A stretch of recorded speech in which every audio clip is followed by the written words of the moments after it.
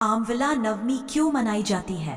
पुराणों में उल्लेख है कि जब देवशयन एकादशी आती है तब भगवान विष्णु क्षीर सागर में योग निद्रा में चले जाते हैं। 4 महीने तक वे विश्राम करते हैं। संपूर्ण ब्रह्मांड उनकी शांति में स्थिर रहता है। परंतु जब कार्तिक मास की शुक्ल नवमी आती है तो आंवले के वृक्ष के नीचे बैठकर माता लक्ष्मी भगवान विष्णु को धीरे धीरे जगाती है। वह कहती है, प्रभु अब उठिए, आपके बिना यह संसार सुना है। अब भक्त आपकी प्रतीक्षा में है। अब समय है संसार में फिर से शुभता लाने का। तभी एक दिव्य प्रकाश आंवले के वृक्ष से उठता है और ऐसा प्रतीत होता है मानो वृक्ष स्वयं बोल रहा हो कि अब जागरण का समय आ गया है। उसी क्षण भगवान विष्णु का तेज उस वृक्ष में उतर आता है और इसलिए इस दिन को अक्षय नवमी कहा जाता है, जिस दिन से धर्म, दया और पुण्य का नया चक्र आरंभ होता है। पौराणिक मान्यता के अनुसार कार्तिक शुक्ल पक्ष की नवमी से लेकर कार्तिक पूर्णिमा तक भगवान श्री हरि विष्णु स्वयं आंवले के वृक्ष पर निवास करते हैं। इसीलिए इस पवित्र तिथि को आंवला नवमी, अक्षय नवमी या कुष्मान नवमी कहा जाता है। ऐसा कहा गया है, वृक्ष निवत विष्णु देरेव सनातन, अर्थात जहाँ आंवले का वृक्ष है वहाँ स्वयं श्री हरि विष्णु का वास होता है। इस दिन की गई पूजा, दान और व्रत का फल अक्षय होता है, जो कभी नष्ट नहीं होता है। कहा जाता है कि इसी दिन भगवान श्री कृष्ण ने कंस के आमंत्रण पर वृंदावन छोड़कर मथुरा की ओर प्रस्थान किया था। भारतीय शास्त्रों में आंवले को देव फल कहा गया है, यानी देवताओं का अमृत फल। पद्म पुराण और स्कंद पुराण दोनों में आंवले की उत्पत्ति का उल्लेख मिलता है। एक कथा कहती है, जब ब्रह्मा जी ने सृष्टि की रचना का संकल्प लिया तो उनकी आंखों से निकले आंसू पृथ्वी पर गिरे और उन्हीं से आंवले का जन्म हुआ। वही दूसरी कथा कहती है कि समुद्र मंथन के समय जब अमृत कलश प्रकट हुआ तो कुछ अमृत बूंदें पृथ्वी पर गिरी और जहां वे गिरी वहीं से आंवले के पौधे उगे। इसीलिए इसे अमृत फल कहा गया। एक बार देवी लक्ष्मी पृथ्वी पर भ्रमण कर रही थी। उनके मन में इच्छा हुई, काश मैं एक ही स्थान पर भगवान विष्णु और भगवान शिव दोनों की पूजा कर सकूं। उन्होंने विचार किया कि भगवान विष्णु को तुलसी प्रिय है, भगवान शिव को बेलपत्र और इन दोनों के गुण आंवले में समाहित है। देवी लक्ष्मी ने आंवले के वृक्ष की पूजा की। उसे भगवान विष्णु और भगवान शिव का संयुक्त प्रतीक मानकर उनकी भक्ति से प्रसन्न होकर भगवान विष्णु और महादेव दोनों प्रकट हुए। माता लक्ष्मी ने दोनों देवों को आंवले के वृक्ष के नीचे भोजन कराया और फिर स्वयं प्रसाद ग्रहण किया। इसके बाद उन्होंने श्री हरि विष्णु से पूछा, हे प्रभु, आप तो सर्वज्ञ हैं, अनंत हैं, फिर भी पृथ्वी पर इतने व्रत और पर्व क्यों स्थापित करते हैं? भगवान विष्णु मुस्कुराए और बोले, हे देवी, यह सब मनुष्यों के कल्याण के लिए है। जब जब मनुष्य मेरे प्रिय वृक्षों, नदियों और पर्वों की पूजा करता है तब वह मुझसे सीधा संबंध जोड़ता है। आंवला नवमी ऐसा ही एक व्रत है जो मेरे स्वरूप की उपासना का प्रतीक है। भगवान विष्णु आगे बोले, आंवला मेरा प्रिय वृक्ष है क्योंकि इसमें त्रिदेवों का वास है। ब्रह्मा जड़ में, विष्णु तने में और महादेव शीर्ष में निवास करते हैं।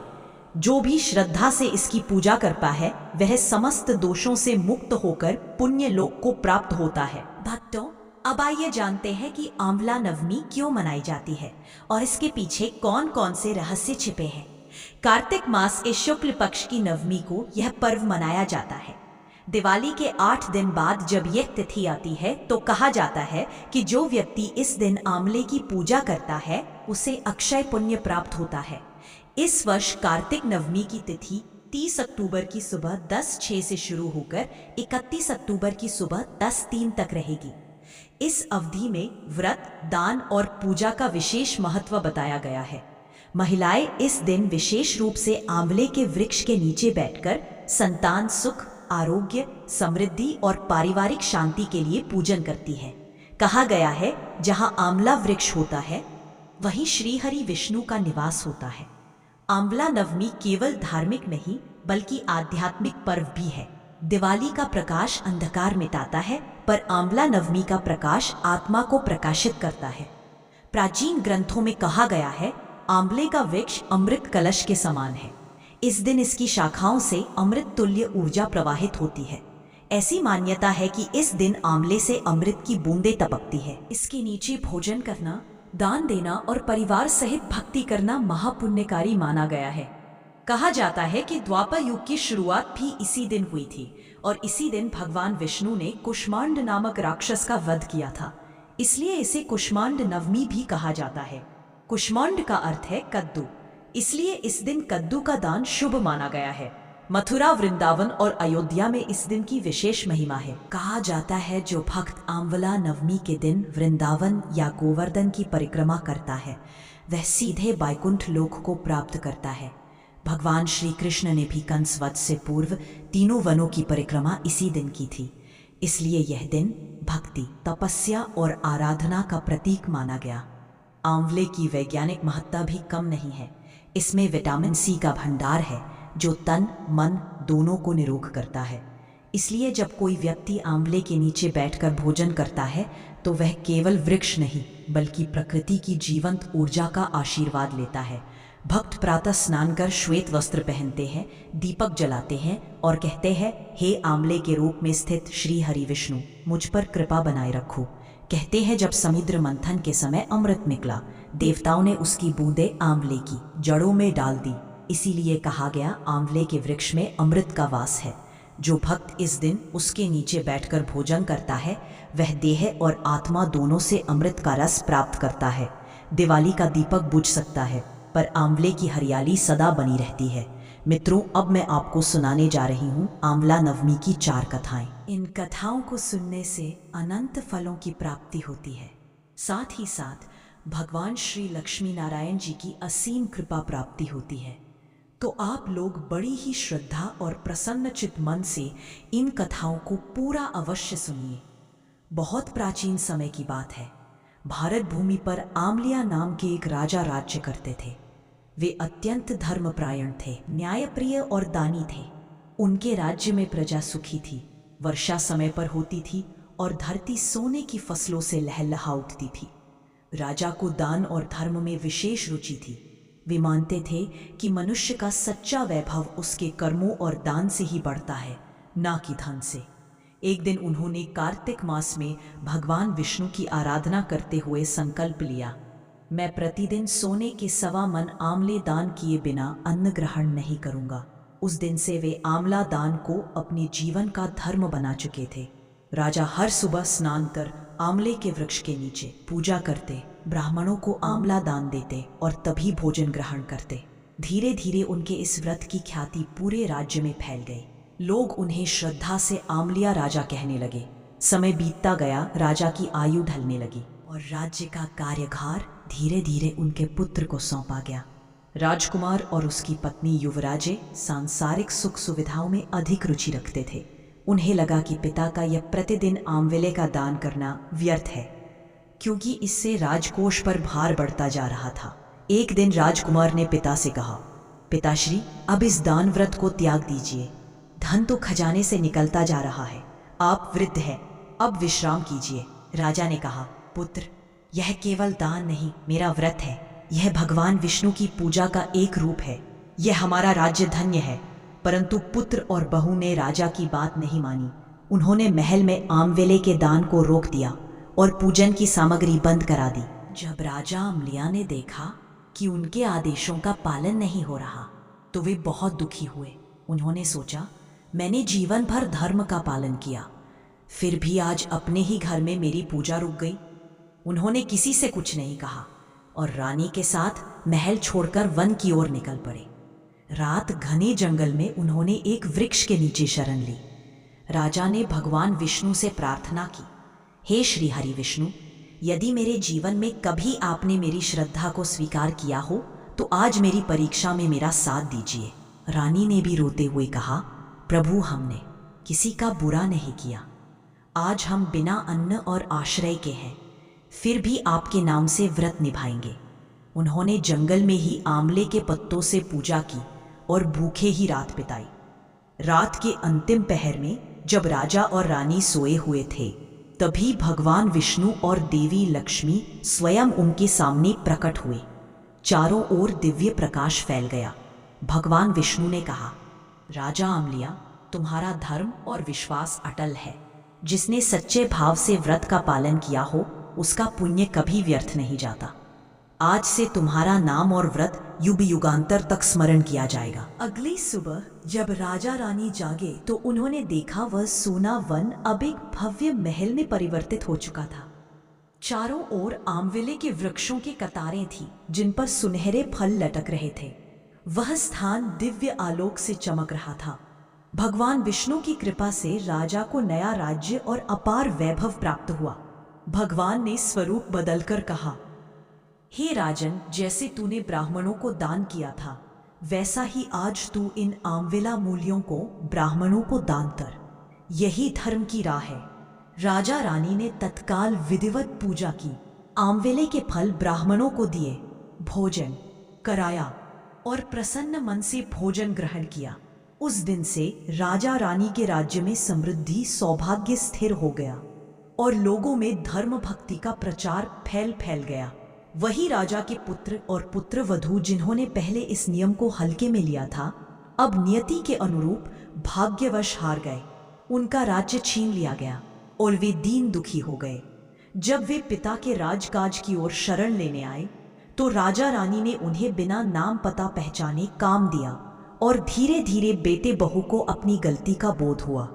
एक दिन बहू ने अपनी सास की पीठ पर वही मस्सा देखा जो पहले रानी की पीठ पर था और वह अपनी सास को पहचान गई।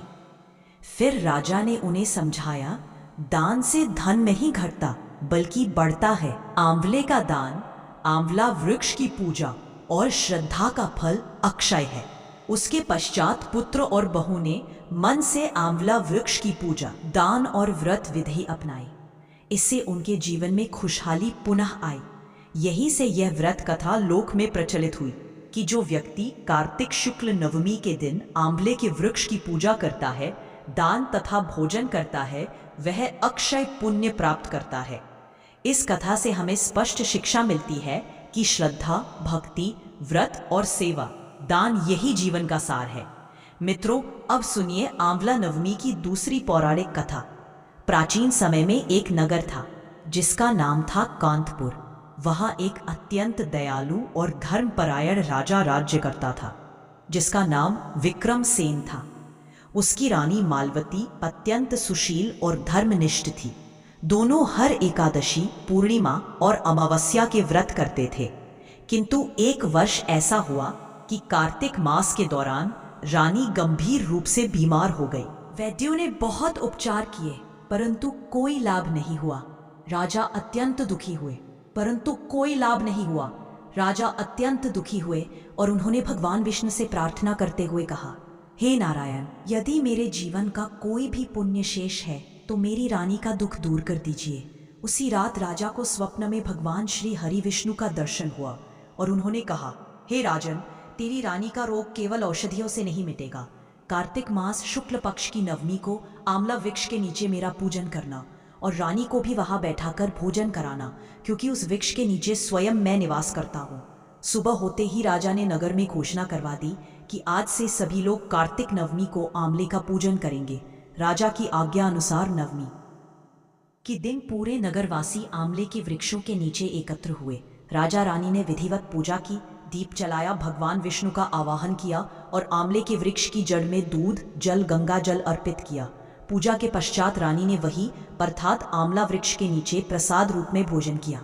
जैसे ही पहला ग्रास उन्होंने मुख में डाला, उनके शरीर से रोग के सारे लक्षण गायब हो गए। पूरे नगर में जय श्री हरि विष्णु और जय आंवला वृक्ष के नारे गूंज उठे। तब भगवान विष्णु ने आकाशवाणी की और बोले, हे भक्तों, आज से जो कोई कार्तिक नवमी के दिन आंवला वृक्ष का पूजन करेगा उस पर मेरी और देवी लक्ष्मी जी की सदैव कृपा बनी रहेगी। वह व्यक्ति कभी दरिद्र नहीं होगा और उसके कुल में सदैव धर्म और भक्ति की वृद्धि होगी। इस प्रकार आंवला नवमी व्रत का शुभारंभ हुआ। इसी कारण इस दिन आंवले के वृक्ष के नीचे पूजा करने, कथा सुनने और भोजन करने की परंपरा प्रचलित हुई। मित्रों, अब जानते हैं इस व्रत की पूजन विधि और इसके अद्भुत फल की कथा। कार्तिक मास के शुक्ल पक्ष की नवमी तिथि को प्रातः स्नान कर स्वच्छ वस्त्र धारण करना चाहिए। एक पात्र में गंगा जल लेकर आंवला वृक्ष की जड़ में अर्पित करें। फिर भगवान विष्णु का स्मरण करते हुए कहें, ओम नमो भगवते वासुदेवाय नमः। आंवला वृक्ष पर रोली, चावल, पुष्प, दूध, जल, दीप और धूप अर्पित करें। वृक्ष के चारों ओर 3 बार परिक्रमा करें। इसके पश्चात वहां बैठकर विष्णु सहस्त्र नाम का पाठ या विष्णु सहस्त्र का स्मरण करना अति फलदायी माना गया है। इस दिन ब्राह्मणों, कन्याओं और गरीबों को भोजन कराना भी अनिवार्य माना गया है। जो भी व्यक्ति स्वयं आंवला वृक्ष के नीचे बैठकर भोजन करता है वह अनंत जन्मों का पुण्य प्राप्त करता है। कहा गया है, आंवले के नीचे भोजन करना भगवान विष्णु के दर्शन करने के समान फलदायी है। एक अन्य पौराणिक कथा के अनुसार सतयुग में एक ब्राह्मण पत्नी थी जिसका नाम सुहासिनी था। वह अत्यंत धार्मिक पतिव्रता और भगवान विष्णु जी की परम भक्त थी। हर वर्ष कार्तिक मास में वह अपने पति के साथ आंवला वृक्ष की पूजा करती थी। किंतु एक बार उसके पति तीर्थ यात्रा पर चले गए और वह अकेली रह गई। उसने सोचा, क्या बिना पति के यह व्रत करूं या नहीं। तभी एक दिव्य आवाज आई, हे देवी, श्रद्धा से जो कार्य किया जाए उसमें भगवान स्वयं सहयोग देते हैं। सुहासिनी ने पूरी श्रद्धा से आंवला नवमी का व्रत किया। उसने वृक्ष की जड़ में दीप जलाया, फूल चढ़ाए और भगवान विष्णु का नाम जपते हुए वहीं पर भोजन किया। उसी समय भगवान विष्णु स्वयं वहां प्रकट हुए और बोले, हे देवी, तेरा यह व्रत मुझे अत्यंत प्रिय हुआ। आज से जो भी इस व्रत को करेगा उसे लक्ष्मी जी का आशीर्वाद सदैव प्राप्त होगा। उसके घर में कभी अन्न, धन या सौभाग्य की कमी नहीं रहेगी। आंवला नवमी का एक वैज्ञानिक पहलू भी अत्यंत रोचक है। आयुर्वेद के अनुसार आंवला फल में विटामिन सी प्रचुर मात्रा में पाया जाता है जो रोग प्रतिरोधक शक्ति को बढ़ाता है। कार्तिक मास के दौरान इसका सेवन शरीर को शुद्ध करता है और पित्त दोष को संतुलित करता है। इसी कारण हमारे ऋषि मुनियों ने इस दिन आंवले का सेवन और पूजन दोनों अनिवार्य बताया ताकि शरीर और आत्मा दोनों की शुद्धि हो सके। इस दिन विवाहित महिलाएं आंवला वृक्ष के नीचे बैठकर सुहाग की दीर्घता के लिए सौभाग्यवती स्त्रियों को सुहाग की वस्तुएं देती है और माता लक्ष्मी से प्रार्थना करती है कि हे लक्ष्मी माता, जैसे आपने भगवान विष्णु जी का सानिध्य कभी नहीं छोड़ा, उसी प्रकार ही मेरे सुहाग की रक्षा सदा करे। प्रिय श्रोताओं, इस दिन का एक और विशेष नाम अक्षय नवमी भी है, जिसका अर्थ है कभी ना क्षय होने वाली पुण्यतिथि। इस दिन जो कोई दान, जप या पूजन करता है उसका फल अनंत गुना होकर उसे प्राप्त होता है। कहा गया है, आंवला वृक्ष के नीचे जो करे नवमी पूजा, प्राण नरक द्वार ना पावे, विष्णु लोक में हो स्थान। अंततः जब सूर्य अस्त होता है और कार्तिक की ठंडी हवा में आंवले की पत्तियां हिलती है तो ऐसा लगता है जैसे भगवान विष्णु स्वयं मुस्कुराते हुए आशीर्वाद दे रहे हों। भक्तों, जिसने आज आंवले की पूजा की वह मेरे सानिध्य को प्राप्त करेगा। उसके घर सदैव देवी लक्ष्मी का वास रहेगा और उसके कुल में कभी दरिद्रता नहीं आएगी। आंवला नवमी केवल एक व्रत नहीं बल्कि भगवान विष्णु की उपासना, स्वास्थ्य और समृद्धि का संगम है। जो इसे श्रद्धा से करता है वह जीवन में सुख, समृद्धि और मोक्ष तीनों प्राप्त करता है। अब सुनिए तीसरी कथा। बहुत समय पहले की बात है। उत्तर दिशा के एक छोटे से गांव चंपापुर में एक गरीब ब्राह्मण रहता था। नाम था श्रीधर। उसके घर में धर्म का वातावरण था। उसकी पत्नी सावित्री अत्यंत श्रद्धावान थी, पर उनका एक ही बेटा था माधव। माधव बचपन से ही तेजस्वी और संस्कारी था।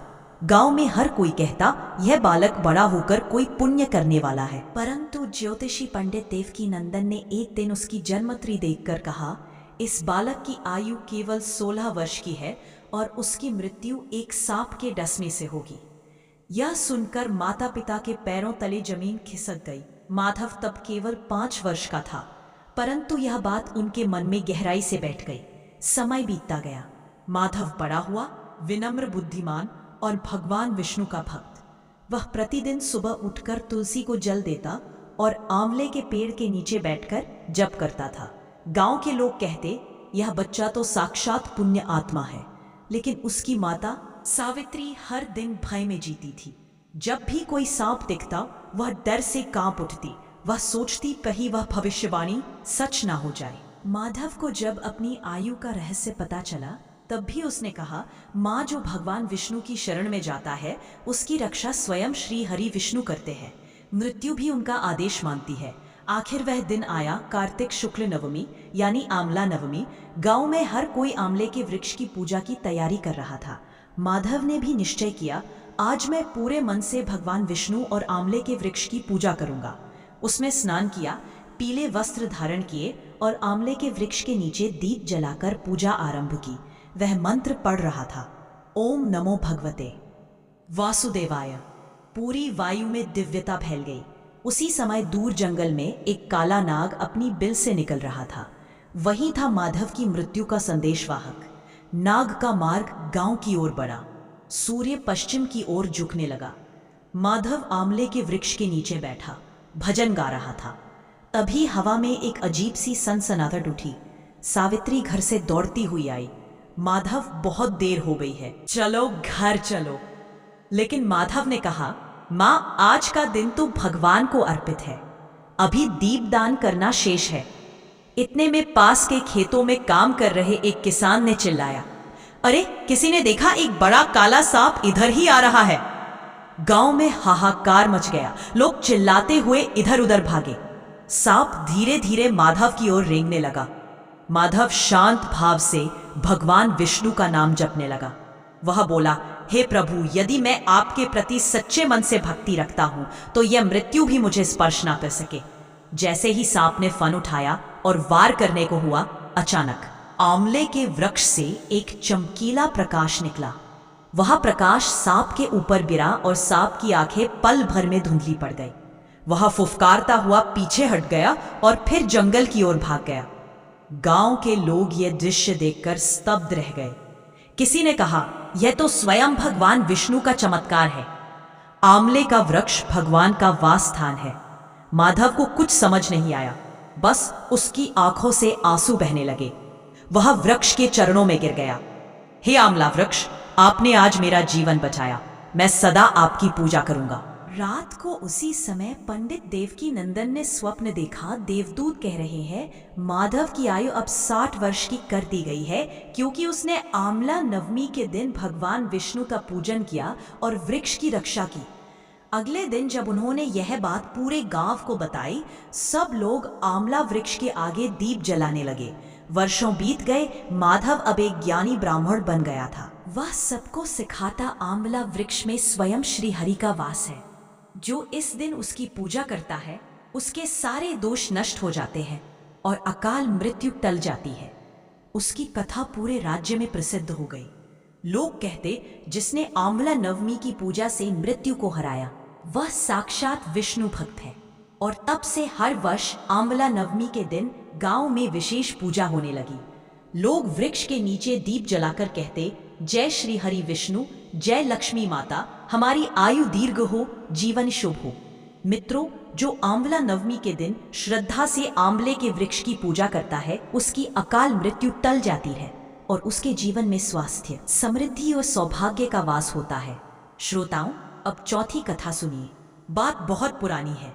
मथुरा नगरी में हरिदास नाम का एक गरीब ब्राह्मण रहता था। उसकी पत्नी लक्ष्मीबाई बड़ी धर्मपरायण, सत्यनिष्ठ और विनम्र स्त्री थी। दोनों दिन रात भगवान विष्णु का भजन करते, परंतु फिर भी जीवन में अत्यधिक गरीबी थी। कभी भोजन मिलता तो कभी भूखे ही दिन बीतते। एक दिन लक्ष्मीबाई ने अपने पति से कहा, स्वामी, हमारी यह दरिद्रता शायद किसी पिछले जन्म के कर्मों का फल है, पर सुना है कार्तिक मास में आंवला नवमी का व्रत करने से सारे पाप नष्ट हो जाते हैं और जीवन में सुख समृद्धि आती है। क्यों ना हम ये व्रत करें? हरिदास बोले, देवी, हमारे पास पूजा की सामग्री भी नहीं है, फिर ये व्रत कैसे होगा? लक्ष्मीबाई ने मुस्कुराते हुए कहा, सच्ची भक्ति में सामग्री नहीं, भाव की आवश्यकता होती है।